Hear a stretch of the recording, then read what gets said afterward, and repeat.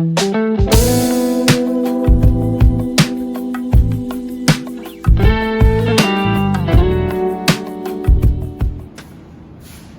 हम लोग इस इंसॉल्वेंसी लेसन में स्टेटमेंट ऑफ अफेयर्स के फॉर्मेट के बारे में जाना जाएगा।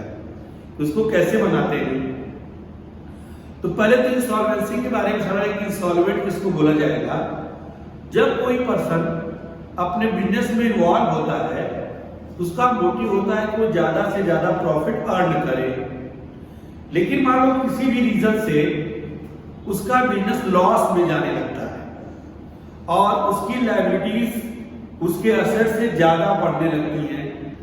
मार्केट में उसके एसेट्स की वैल्यू घट रही होती है, लायबिलिटीज की वैल्यू बढ़ रही होती है, और फ्यूचर में जब उस पर्सन को यह लगता है कि हम उस डिफरेंस को रिकवर नहीं कर पाएंगे, तो वह अपने स्टेट के हाई कोर्ट में जाकर एक एप्लीकेशन देता है कि मुझे इंसॉल्वेंट डिक्लेयर किया जाए, क्योंकि मैं अपनी लायबिलिटीज का पेमेंट फ्यूचर में नहीं कर पाऊंगा। उसके लिए उसे स्टेटमेंट ऑफ अफेयर्स के प्रोफार्मे के हिसाब से एक फॉर्म फिलअप करना पड़ता है, जिसमें उसे अपने एक तरफ लायबिलिटीज के बारे में बताना पड़ता है, एक तरफ उसके एसेट्स के बारे में बताना पड़ता है, और फिर जो दोनों के डिफरेंस है जिसको हम लोग डिफिशियंसी बोलते हैं, वही एक ऐसी अमाउंट होगी जिसके लिए वो इंसॉल्वेंट होने जा रहा है। तो भारत में इंसॉल्वेंसी एक्ट दो तरह के लागू हैं। एक 1909 में जो है वो presidency town insolvency act apply हुआ था, जो भारत के 3 शहरों में लागू किया गया, मुंबई, चेन्नई और कोलकाता। दिल्ली नहीं था, मुंबई, चेन्नई और कोलकाता।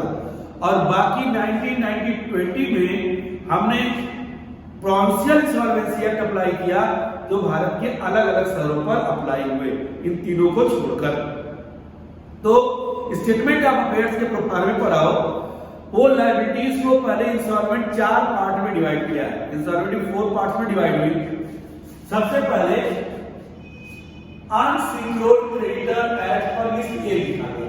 तो पहले ग्रॉस लायबिलिटी लिखेंगे, वो अमाउंट जो हमें पेड करनी थी, लायबिलिटीज के नाम लिखेंगे, एक्सपेक्टेड टू रैंक जितना हमें देना है उसको लिखा जाएगा, असेट्स की इंफॉर्मेशन देंगे, और एस्टिमेटेड टू प्रोड्यूस उस एसेट्स के बेचने पर जितना हमें मिलेगा उसकी इंफॉर्मेशन देंगे।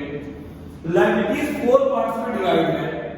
पहला unsecured creditors as per list A. A में इंसॉल्वेंट ऐसे लोगों का नाम लिखेगा जिनसे जब उसने उधार लिया तो बदले में कोई भी एसेट मॉर्गेज नहीं किया। जैसे क्रेडिटर्स केवल लिखा है, बिल्स पेबल लिखा है, बैंक ओवरड्राफ्ट लिखे हुए हैं, रेंट, सैलरी, टैक्सेस जिनको लिस्ट डी में शामिल नहीं किया गया, लिस्ट ए में आएगा। ऐसे अनसिक्योर्ड लोन लिखा गया है। फिर ऐसे प्राइवेट लायबिलिटी लिखी गई है जो सिक्योर्ड नहीं है, यानी जब हमने उधारी लिया पैसे के रूप में, सामानों के रूप में, सर्विसेज के रूप में, तो उसको हमने कोई भी एसेट अपनी मॉर्गेज नहीं की, वो लिस्ट ए में रहेंगे। Fully secured creditor as per list B में वो ऐसे क्रेडिटर्स की इंफॉर्मेशन देगा जिनसे जब उसने उधार लिया तो अपनी कोई असेट्स मॉर्गेज की, जो असेट्स मॉर्गेज हुई, असेट्स की वैल्यू ज्यादा थी और लायबिलिटीज कम थी, यानी उधारी कम थी और जो असेट्स मॉर्गेज किया गया वो ज्यादा था। तो उसको हम लोगों ने लिखा creditors less estimated value of assets. जैसे मान लो लायबिलिटी थी 10,000, हमने असेट्स मॉर्गेज किया 15,000, उस 15,000 में से 10,000 वाले क्रेडिटर्स को लेकर रिमेनिंग 5,000 वापस आएगा, जिसको बोला जाएगा सरप्लस एज पर क्वार्टर। फिर आई बारी partially secured creditors as per list C. इसमें वो ऐसे क्रेडिटर्स के बारे में इंफॉर्मेशन देगा जब उसने उनको उधार लिया, जो बदले में असेट्स मॉर्गेज किया, असेट्स की वैल्यू कम थी। जैसे मान लो क्रेडिटर्स थे 15,000, उसने कोई भी असेट्स, मशीन, फर्नीचर मॉर्गेज किया, उसकी वैल्यू थी 10,000, यानी लायबिलिटीज 15,000, असेट्स 10,000। उस 5,000 को हम लोग एस्टिमेटेड टू रैंक वाले कॉलम में लिखेंगे। फिर बारी है preferential creditors as per list B.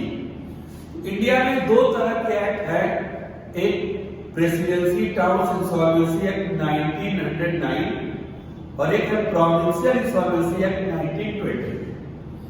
तो इसमें पहला जो टैक्सेस है, टैक्सेस आप किसी भी जगह के पर्सन हो, अगर गवर्नमेंट के टैक्सेस आपको ड्यू है, आपको तो और आप इंसॉल्वेंट होने जा रहे हैं, इनकम टैक्स है, जीएसटी है, हाउस टैक्स है, प्रॉपर्टी टैक्स है, वेल्थ टैक्स है, तो सारे के सारे टैक्स के अमाउंट में preferential rate as per list D में है।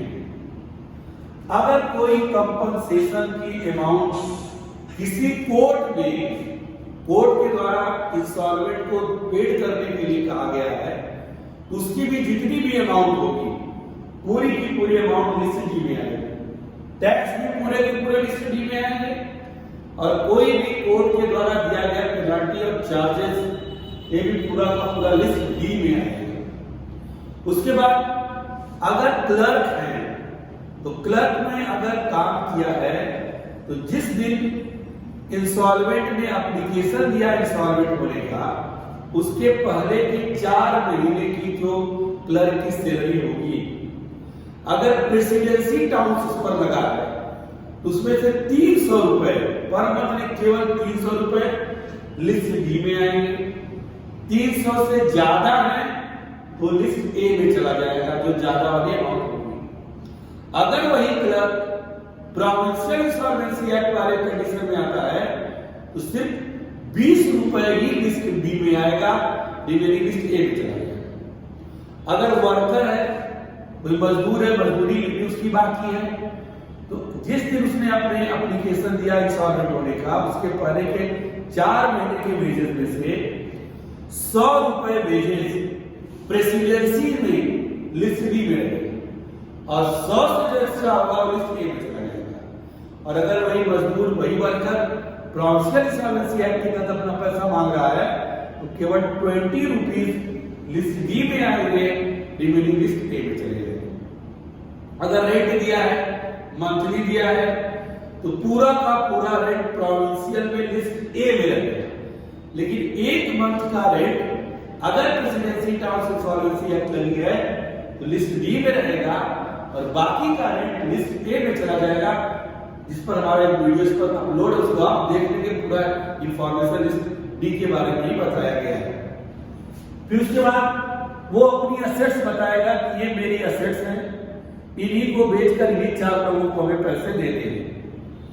तो प्रॉपर्टी एक्ट लिस्ट पर लिस्ट ई में वो अपनी प्राइवेट और बिजनेस सारी असेट्स को लिखेगा, लेकिन जो असेट्स मॉर्गेज कर दी गई बी और सी के पास, उनका नाम नहीं लिखेगा। तो असेट्स की जो बुक वैल्यू होगी उसको बाहर लिख देगा अमाउंट के, मशीन, फर्नीचर, प्लांट जो उसके बैलेंस शीट किया असेट्स में लिखी होगी, और जितना उसे पैसा प्रेजेंट टाइम में रियलाइज होगा उसको यहां लिख दिया जाएगा। जैसे कहा कि मशीन 10,000 की, अब 6,000 में बिकेगी, बिल्डिंग 2 लाख का है, 1.5 लाख में बिकेगा। जो मेन वैल्यू होगी बुक वैल्यू उसको बाहर, जो रियलाइज वैल्यू होगी उसको अमाउंट के कॉलम में लिख दिया जाएगा।